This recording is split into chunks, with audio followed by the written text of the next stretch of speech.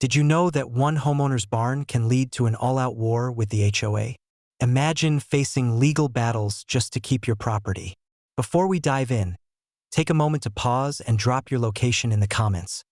We love seeing where our stories are reaching. Shout out to Sarah from Ohio for her recent comment. I had just finished renovating my old barn on my property, turning it into a stunning workshop. I was excited to finally have a space to pursue my hobbies when, out of nowhere, I received a notice from the HOA. The president, a typical Karen, claimed my barn was an eyesore that violated community standards. Shocked, I felt my heart race. I had poured my time and money into this barn. They threatened legal action if I didn't demolish it in 30 days. I couldn't believe it. My dream project was at stake before I even had a chance to enjoy it.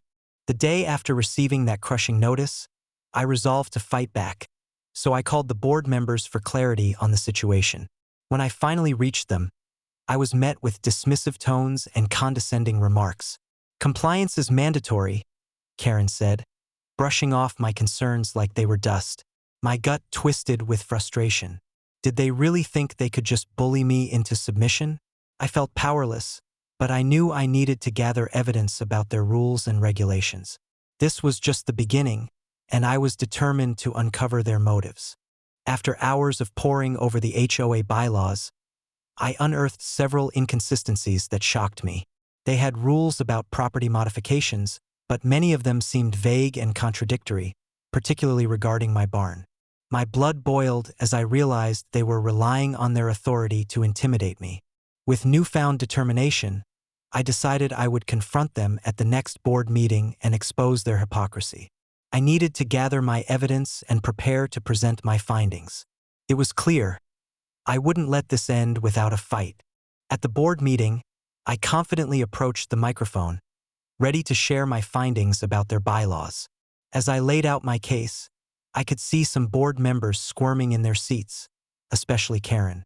But rather than acknowledge my concerns, they brushed me off, insisting that my barn had to go. I could feel the blood rushing to my face as I fought to keep my composure. Why wouldn't they listen? At that moment, I knew this wasn't just about my barn. It was about the very principle of standing up for what's right. I needed legal help. Determined to seek justice, I hired a lawyer who specialized in HOA disputes. During our first meeting, he calmly reviewed my case and quickly recognized the flaws in the board's position. "They have no solid legal ground to stand on," he said, reassuring me. I felt a spark of hope ignite within me. But Karen and her cronies weren't going to back down easily. They thrived on power. Frustrated but resolute, I decided to file a counterclaim, challenging their authority and their misguided decisions. Each step felt empowering, and I was ready to engage in this battle. Word about my legal battle with the HOA spread like wildfire through the neighborhood. While some neighbors sympathized with me, others, fueled by Karen's smear campaign, distanced themselves from the drama, afraid of the potential fallout. I needed allies, so I gathered a small group to discuss the HOA's behavior and remind them of our rights as homeowners. The tension in the air was palpable as we shared our stories. Many had faced similar issues. I could feel the collective energy rising. We were in this together, and I was determined to encourage participation despite the hurdles we faced. As we continued meeting, I slowly gained support. A neighbor I had never spoken to before opened up about being targeted for her own home improvements.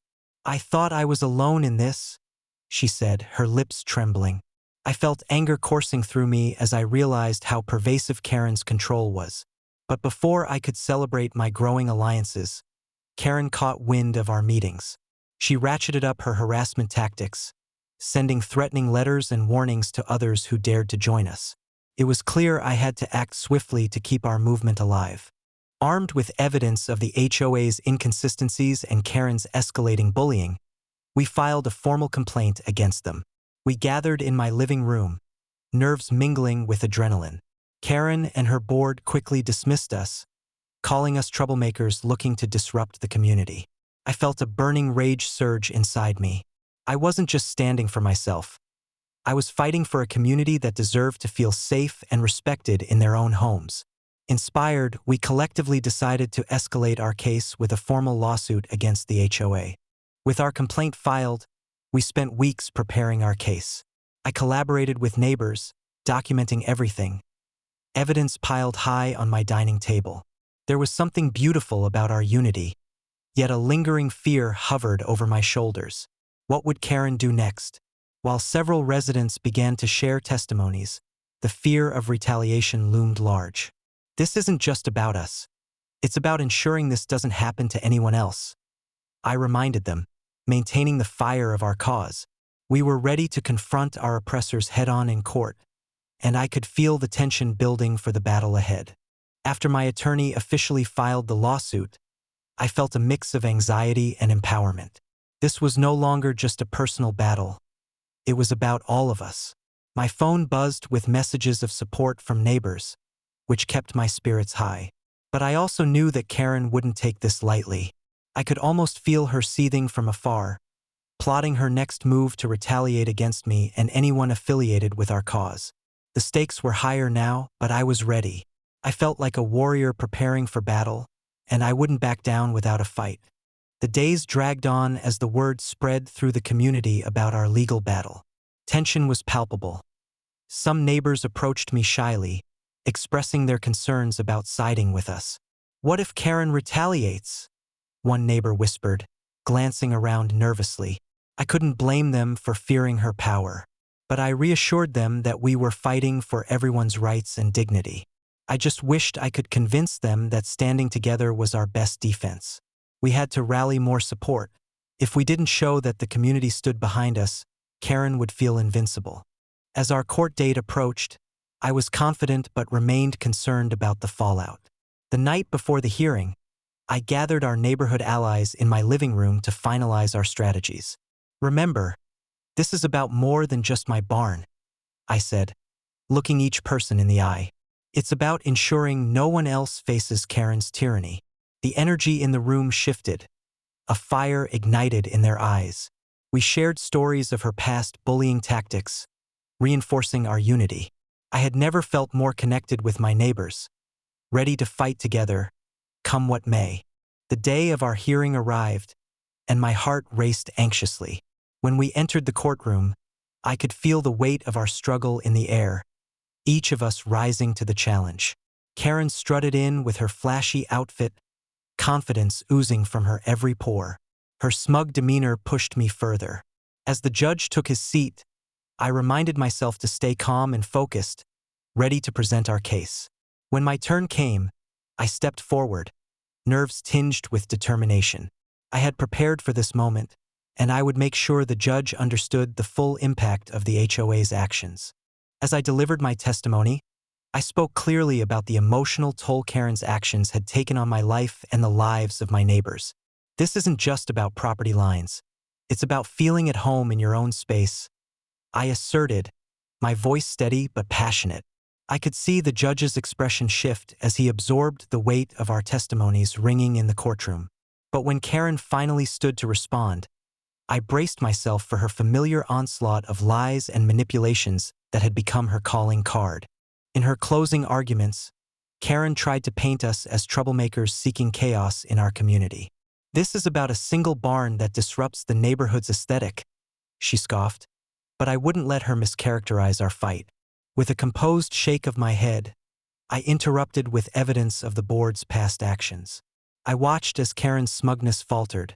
The judge's expression grew increasingly skeptical of her claims. I could feel the tide turning, but the battle wasn't won yet. The judge indicated he had more questions for us, and I took a deep breath, ready to face whatever came next. The judge listened carefully to both sides but ultimately declared he needed more time to reach a fair decision. My heart sank.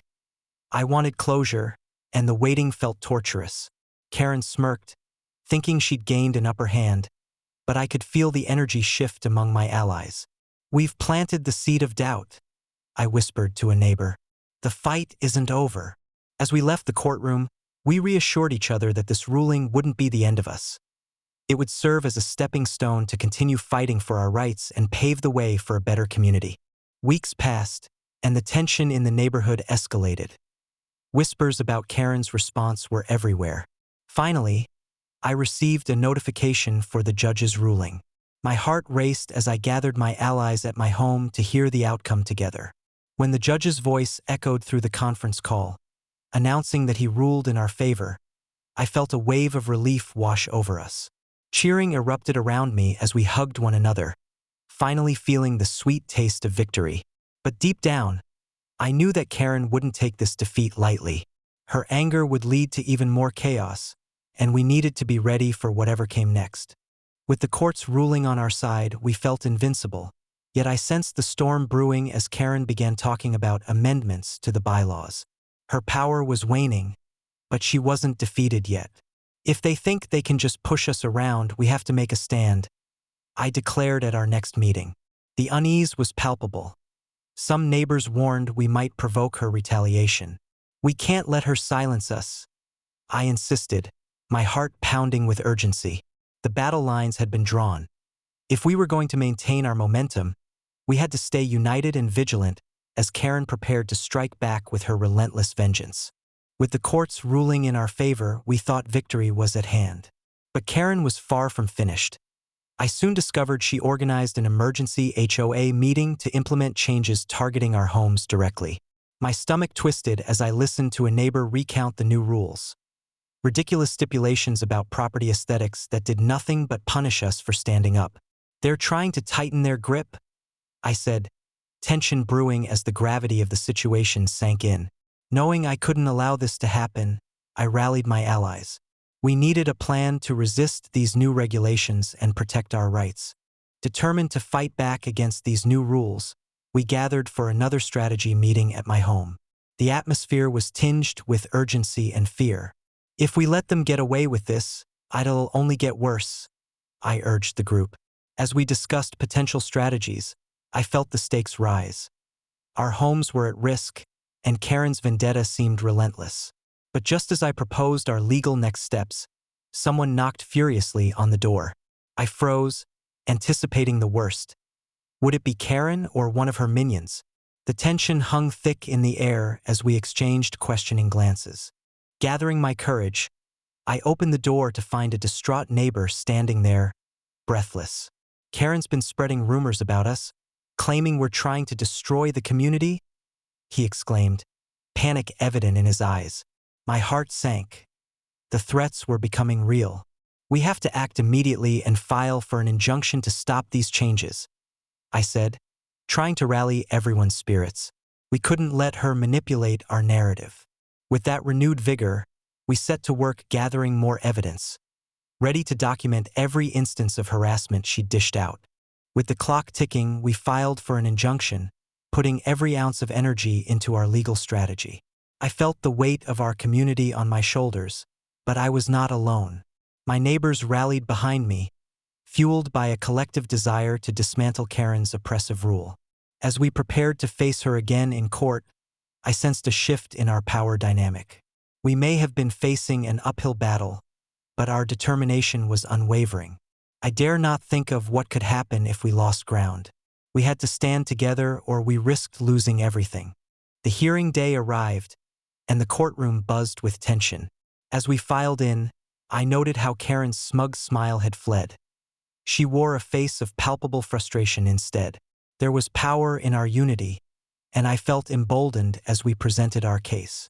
One neighbor after another took the stand, sharing stories of intimidation and despair at the hands of Karen. As I spoke last, I felt the weight of my words, intricately weaving our collective struggle into a narrative of resilience. But just as we began to gain momentum, Karen sprang to action with a desperate counterattack, throwing us off balance. With her bombastic demeanor, Karen attempted to dismiss our evidence, painting us as a unified front of disobedience. They're just refusing to conform to the standards, she shrieked, trying to regain control of the narrative. But I could see the confusion in the judge's eyes. Our testimonies bore the weight of truth.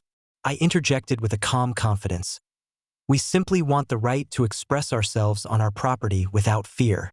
It was a reminder, a plea for understanding, and I could feel the tension in the room shift slightly. But would it be enough?